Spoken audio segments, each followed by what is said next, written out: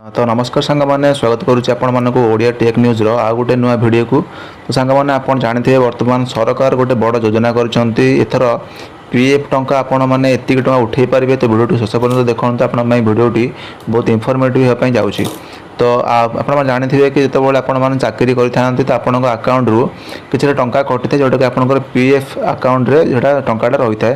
तो पीएफ टंका आपने जानते कि जो आप रिटायर्ड होती जो चाकरी छाड़ती से आप किसी समय माने किसी वर्ष पर आप उठे पारती। तो एणिकी सरकार गोटे बड़ नियम कर केंद्र सरकार कर्मचारी भविष्य निधि पांठी बा ईपीएफ जोटा कहती जोटा बड़ परिवर्तन आने को प्रस्तुत होती। ईपीएफ आकाउंटधारी मैंने प्रति 10 वर्ष देखूँ प्रति 10 वर्ष से जमा एक बड़ अंश कि संपूर्ण परिमाण उठाई पारे।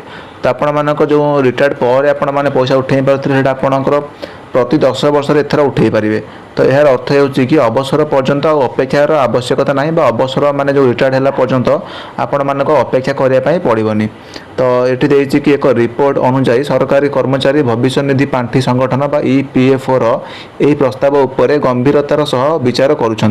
तो यहाँ क्लीयर करा यहाँ पर्यटन क्लीयर होनी कि जहाँ मैंने यहाँ समस्त कि केवल गवर्नमेंट जॉब पाई। तो ये मेंशन है कि केवल गवर्नमेंट जॉब जो मैंने कर नियमटा लागू होती जोटि कि आप 10 वर्ष प्रति 10 वर्ष थे आपणकर पीएफ टंका जिते टंका भी थी आप उठे पारे।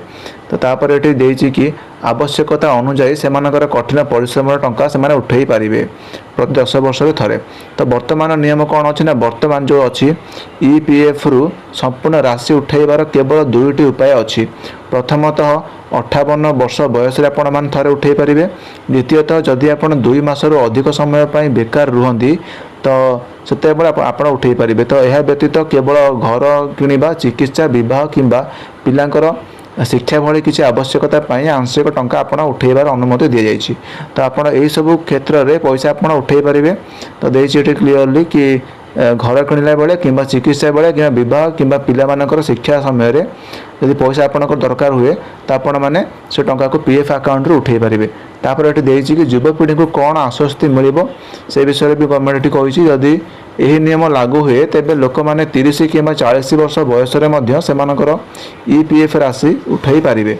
तापर ये देती कि तथापि जड़े सरकारी अधिकारी कहते जे सरकार संपूर्ण राशि बदल 60% पर्यंत उठाण सीमा स्थिर कर माने जदि आपण माने एटी गवर्नमेंट रूल करछि कि जदि आपण धन्य अकाउंट रे अछि 100 टका तो 60% माने आपण केवल 60 टका ही आपण उठेई पारिबे। तो सेही अनुसार आपण अकाउंट रे केते टका थिबो तो आपण तार मात्र 60% भी माने बहुत होलानी। तो 60% ही आपण माने उठेई पारिबे। तापर एटी देछि कि यह विचाराधीन अच्छी। यार अर्थ होउछि युव कर्मचारी माने घर किणवा कि व्यवसाय आरंभ करने भली से आवश्यकता पांठी व्यवहार करें। तापर ये सरकार उद्देश्य कौन से भी क्लीयरली मेंशन है देखिपे आपने सरकारी अधिकारी मानकर अनुजाई किसी समय ईपीएफ नियम को कोहल कर उद्देश्य होउछि कि अकाउंटधारी मानक सहजरे से टंका व्यवहार करने को अनुमति देवा। तो दर्शक बंधु आप जानते कि जब आप रिटायर्ड पर आप रिटायर्ड पैसा उठाउछन तो से हुए तो पैसा एत भी किसी काम न लगी पारे कहीं जड़े गवर्नमेंट जॉब रिटायर्ड है बेलू 70 वर्ष कि 80 वर्ष पर से रिटायर्ड होती। तापर से जदि चाहूँगे जो कष्ट अच्छे धर्म जोटा कि धन जोटा कि अच्छी पीएफ अकाउंट रे से व्यवहार करने चाहूँगे तो 80 वर्ष पर हुए तो एत भी किसी बेसी काम न लगी पारे।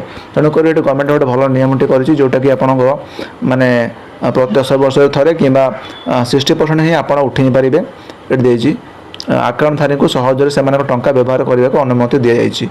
तो यहाँ गोटे बहुत बढ़िया नियम गवर्नमेंट करी। जदि आपण मैंने जानी ना कि आपणकर पीएफ अकाउंट रे केते टंका अच्छी आपण पीएफ अकाउंट को केमिति माने जानवे केते टंका अच्छी से गवर्नमेंट केते टंका फंड दउची तो से वीडियो भी मैं आम चैनल रे अपलोड कर देछि। मु आपन को एंड स्क्रीन ने किंबा आई बटन में दे दी आपण जाई देखि परिबे। आपण को घरे बसी आपण को पीएफ अकाउंट रे केते टंका अच्छी कोन आउ से पैसा रे केते टंका गवर्नमेंट फंड करूची से आपण बस गोटे मिस कॉल देगी जानि परिबे।